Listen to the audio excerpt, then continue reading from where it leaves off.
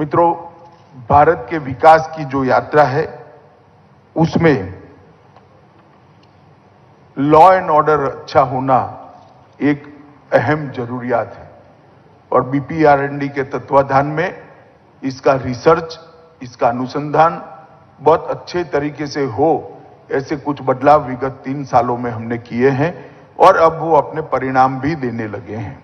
ढेर सारे उनके चार्टर के अंदर नए क्षेत्र भी जोड़ने का काम भारत सरकार के गृह मंत्रालय ने किया है। चार्टर के अंदर जो नए क्षेत्र जोड़े हैं इस पर भी एक नया वर्टिकल बनाने का काम भी बीपीआरएनडी ने शुरू किया है। मोडस ऑपरेंडी ब्यूरो भी इनके तत्वाधान में चल रहा है। ढेर सारी चीजों को हमने इसके साथ जोड़ने का काम किया है। तो मैंने यहां खुद आने का इसलिए निर्णय किया था कि मैं बीपीआरएनडी के हर काम में गृह मंत्री के नाते सहयोगी बनकर उनको बल देने के पक्षधर हूं। एक ही कारण से आज मैं यहां पर आया हूं। मित्रों, मोदी जी के सरकार बनने के बाद विशेषकर सीमा सुरक्षा का काम करने वाले अपने सभी बलों को उनकी सुविधाएं, उनका स्वास्थ्य, उनके परिवार की सुविधाएं, उनका स्वास्थ्य, उच्चतम टेक्नोलॉजी से उनको लैस करना, उनके निवास की सुविधाओं को ज्यादा से ज्यादा बढ़ाना, हाउसिंग सेटिस्फेक्शन रेशियो का एक लक्ष्य तय कर वो लक्ष्य को हर साल में हमने बांटा है और इसके हिसाब से हम आगे बढ़ रहे हैं। और आज आईटीबीपी के विभिन्न आवासीय भवन का यहां पर उद्घाटन और शिलान्यास हो रहा है। मित्रों, भारतीय जनता पार्टी के सरकार बनने के बाद, मोदी जी के प्रधानमंत्री बनने के बाद, चाहे सीएपीएफ्स के निवास हो या एडमिनिस्ट्रेटिव ब्लॉक्स हो, इसके लिए या सरहद पर तैनात बैरक्स में रहकर काम करने वाले जवान हो, उनकी सुविधा के लिए हमने बहुत कुछ किया है और आगे बहुत कुछ करना भी चाहते हैं।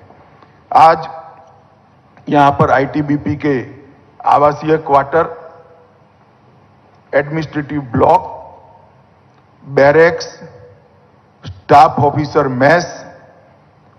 मेस, ये सारे आयामों में कुछ न कुछ हम नया जोड़ने जा रहे हैं।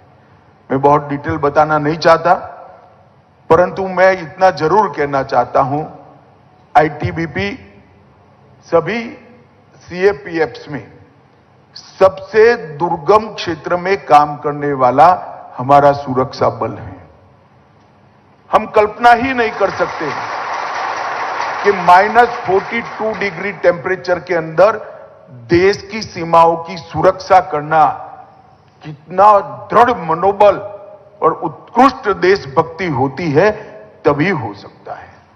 और मैं हमेशा सुनिश्चित होता हूं, लेस मात्र भी चिंता नहीं होती है भारत चीन सीमा की, जब हमें मालूम होता है कि मेरे आईटीबीपी का जवान गांव गश्त लगा रहा है या वहां कैंप कर ठहरा है। किसी की मजाल नहीं है कि भारत की 1 इंच जमीन का भी अतिक्रमण वो कर पाए। आईटीबीपी के ने अपने स्थापना काल से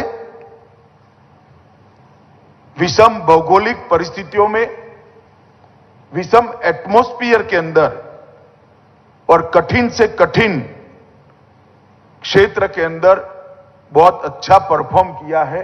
इसलिए मैंने ठेठ उत्तर के जितने भी राज्यों का दौरा किया है, चाहे अरुणाचल हो, कश्मीर हो, लद्दाख हो, हर जगह पे आईटीबीपी के जवान को हिमवीर कर भारत की जनता बुलाती है और ये उन्होंने दिया हुआ उपनाम है।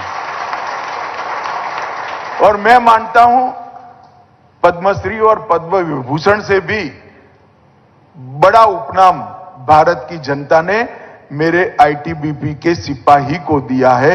ये बहुत बड़ी उपलब्धि है, क्योंकि ये सरकारी उपनाम नहीं है, देश की जनता ने दिया हुआ उपनाम है। वामपंथी उग्रवाद के सामने लड़ने में भी आईटीबीपी का बहुत अच्छा रोल रहा है। मित्रों, आज फिर से मैं एक बार कहूंगा, बीपीआरएनडी के माध्यम से प्रॉब्लम का आइडेंटिफिकेशन, प्रॉब्लम के ऊपर रिसर्च, इसके रिसर्च पेपर में आए हुए सुझावों का एनालिसिस, वो एनालिसिस के आधार पर नीति परिवर्तन कर नीति का क्रियान्वयन और इसका रिव्यू, ये पूरी चेन को हम समाप्त करने की दिशा में हैं। हमें इससे बहुत बड़ा फायदा मिलने वाला है और ये सेंटर वो उद्देश्य की परिपूर्ति के लिए बहुत काम करेगा। मोदी सरकार ने सीएपीएफ के लिए ई आवास पोर्टल बनाया है। सिर्फ ई आवास पोर्टल के कारण ही लगभग 9% जितनी हाउसिंग सेटिस्फेक्शन रेशियो में बढ़ोतरी हुई है और इन 8 वर्षों में 31,000 आवासों का निर्माण किया है।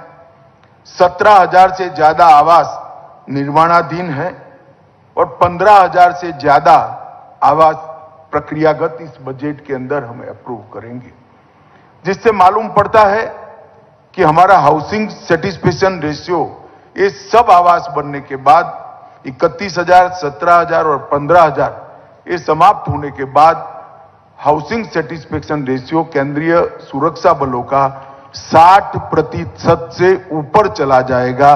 वो मेरे लिए कम से कम देश के गृह मंत्री नाते बहुत संतुष्टि का विषय है और बहुत मन से इस काम को मोदी जी आशीर्वाद दे रहे हैं। हमारे जवानों की और उनके परिवारजनों की स्वास्थ्य की सुविधाओं को और मजबूत करने के लिए आयुष्मान सीएपीएफ योजना लेकर हम आए हैं। लगभग 35 लाख कार्ड वितरित किए गए हैं। अब किसी को कोई डॉक्यूमेंट्स के लिए कहीं अप्रूवल लेना या कोई जरूरत नहीं है। कार्ड स्वैप कर आप आपका इलाज करा सकते हैं और ऑटोमेटिकली इसकी अकाउंटिंग सिस्टम हो जाती है और इसके कारण बहुत सारे अस्पताल भी बढ़ गए हैं। पहले सिर्फ सीएपीएफ के अस्पताल में आप जाते थे, अब ढेर सारे अस्पताल इसके साथ जुड़ने के कारण लगभग 1 साल के कम अंतराल में 20 करोड़ से ज्यादा जिसका मूल्य है, इतनी स्वास्थ्य सेवाएं सीएपीएफ के जवान और उनके परिवारजनों ने प्राप्त की है।